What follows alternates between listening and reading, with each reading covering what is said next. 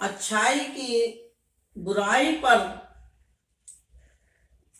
जीत होना एक अच्छी बात है।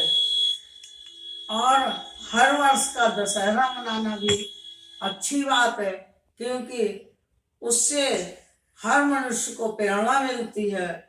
बुरे और अच्छे दोनों ही व्यक्तियों को उस बात का ये होता है कि देखो, जीवन में अगर बुराई करो तो बुराई का फल बुराई होता है और अच्छाई का फल अच्छाई होता है। इसलिए दशहरे के उत्सव को सार्थक बनाने के लिए हम लोग उत्सव को एक खोखले मन से नहीं, बल्कि देश की सही अनुभूति कर।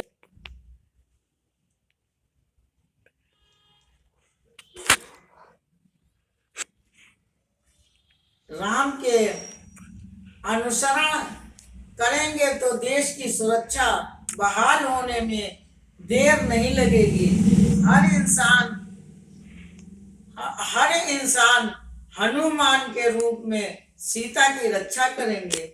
शबरी और अनुसुईया बनके, अहिल्या बनकर राम की भक्ति करेंगे। हर घर में राम के अनुरूप चलने वाले पुत्र बनकर माता पिता का सुख प्रदान करेंगे। भरत शत्रुघ्न बनकर न्याय को राज्य करेंगे। किसी घर में अत्याचार नहीं होगा। अगर पुत्र पुत्रियां सीता की तरह पुत्र वधुओं का रूप लेंगी तो राजा दशरथ और कौशल्या जैसे सास ससुर बनने में ससुरों और सास को देर नहीं लगेगी। इसी तरह हर वर्ष रामलीला, लंका दहन, रावण का पुतला फूकना केवल एक त्योहार नहीं है, वह हमें हमारी आत्मा में बैठे रावण के अत्याचार करने से रोकता है और राम के विचारों से अवगत कराता है। राम के विचार हमें समाज के अनुरूप व्यवहारिक होना सिखाते हैं। लंका विजय के बाद राम जब अयोध्या में संता रूढ़ हुए, तब राम ने राजा के रूप में अयोध्या वासियों को संबोधित किया। मेरे भाइयों, अगर मैं अपनी भलाई समझकर राज्य के किसी भी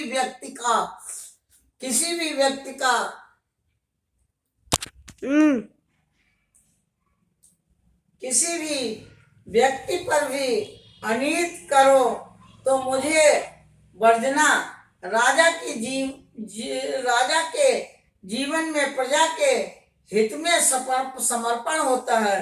प्रजा के हित के अलावा उसका जीवन कुछ भी नहीं होता है।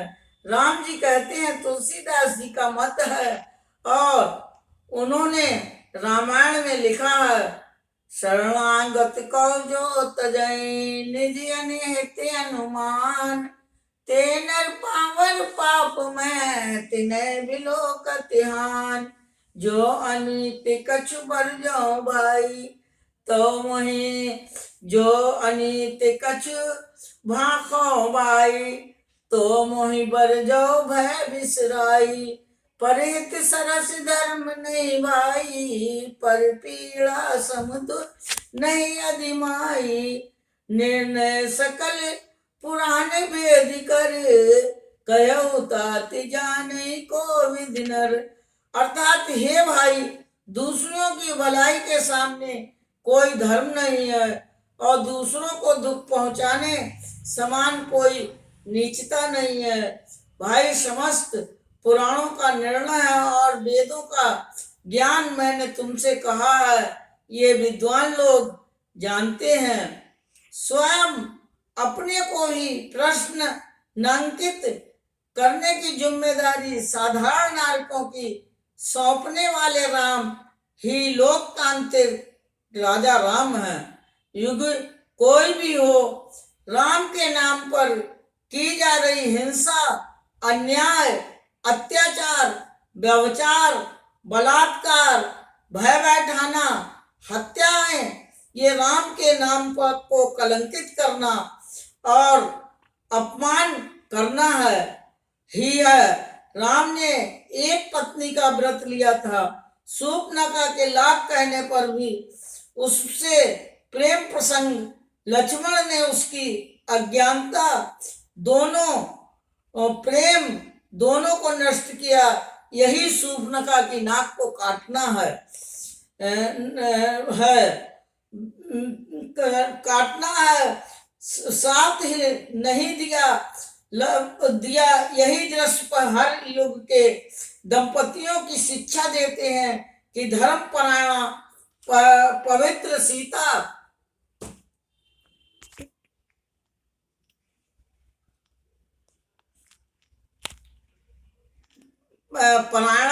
पवित्र सीता जैसी पत्नी को होते किसी भी व्यभिचारिणी स्त्री का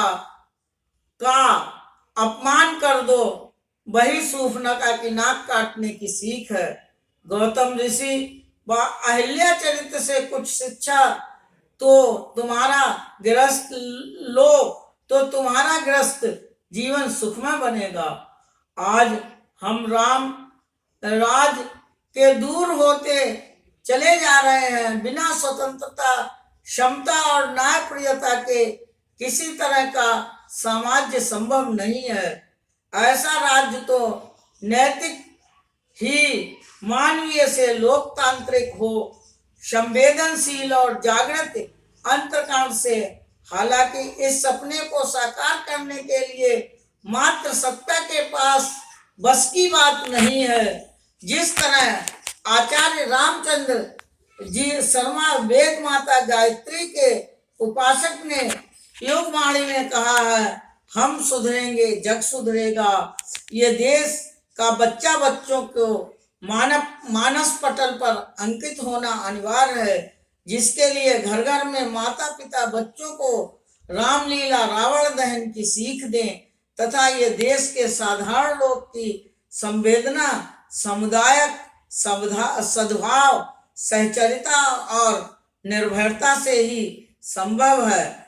जब राजनीति में केवल राजा बचा है और नीति गायब होने लगती है, तब नीति के संगठित और विन्यस्त कर सामाजिक भेदभाव कुरीतियों को छोड़कर नया समाज नीति गढ़ने की जरूरत है। और ये काम जन मानस ही कर सकता है। बोलो जय जय श्री राम, जय जय श्री राम।